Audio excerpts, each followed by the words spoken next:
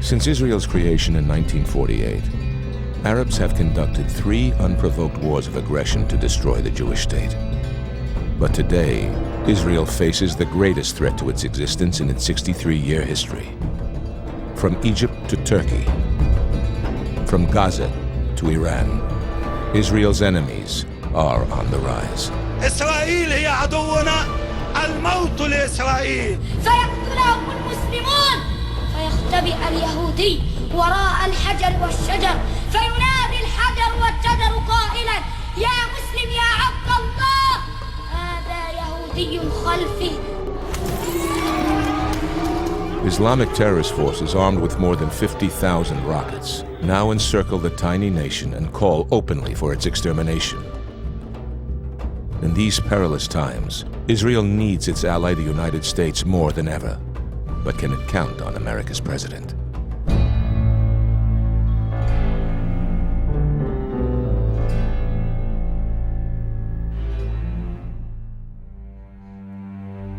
From Israel's beginning, the United States has been the indispensable ally of this single democracy among the repressive dictatorships of the Middle East.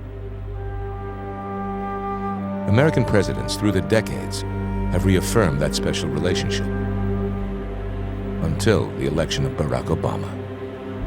From his first day in office, Obama has distinguished himself by his open hostility towards America's staunchest ally.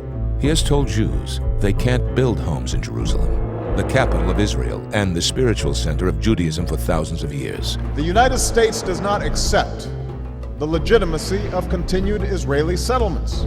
It is time for these settlements to stop. He forced the Jewish state to negotiate with the Palestinian terror organization Hamas in the so-called peace process. Hamas has sworn to obliterate Israel. Hamas exists to destroy Israel. Their mission is to kill Israelis, to kill Jews. While Israel faces an enemy sworn to destroy it, Obama has demanded that Israel surrender its right to negotiate defensible borders. He said that its borders must revert to the lines that existed before the second Arab aggression. The borders of Israel and Palestine should be based on the 1967 lines with mutually agreed swaps. That leaves Israel an 8-mile strip. You go ahead and try to defend that. You can't. If everyone around you is peaceful, you're good. If everyone is screaming, kill the Jews, you're dead. الله يا الله احصل يهود عددا واقتلهم بددا ولا تغادر منهم أحدا. While appeasing Israel's enemies, Obama has dealt harshly with Israel's prime minister since their first meeting in May 2009.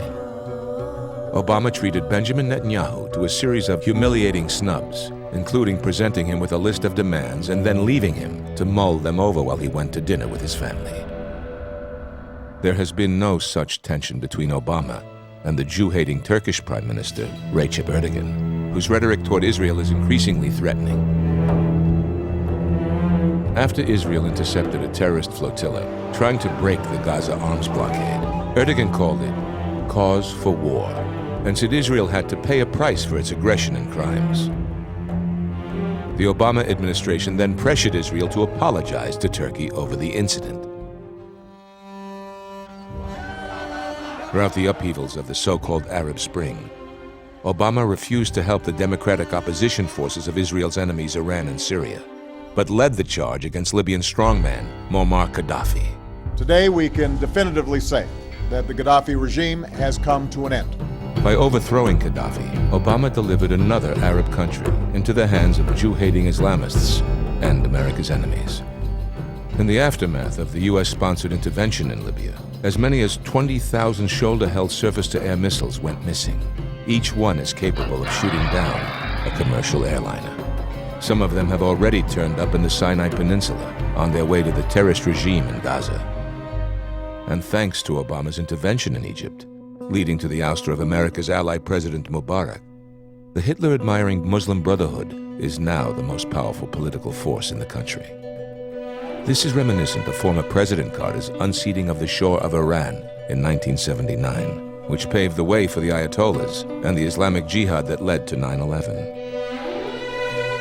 Like the Iranian regime, the Muslim Brotherhood has called for war with Israel to wipe it from the face of the earth.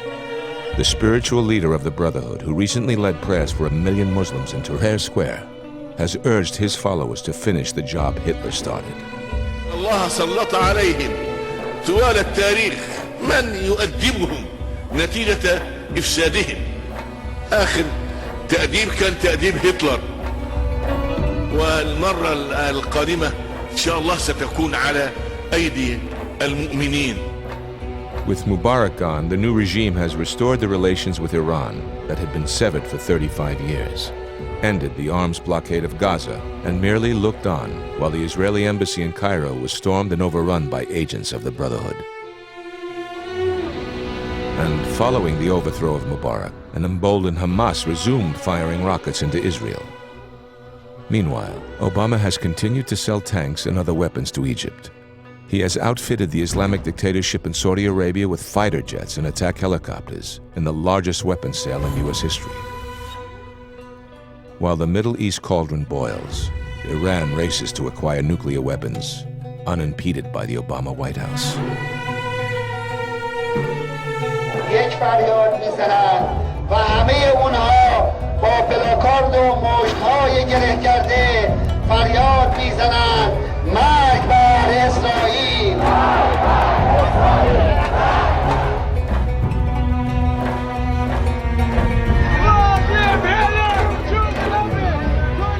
At this critical time for Israel, Barack Obama, the most anti-Israel American president since the creation of the Jewish state, treats our enemies in the region like allies, and our ally like an enemy.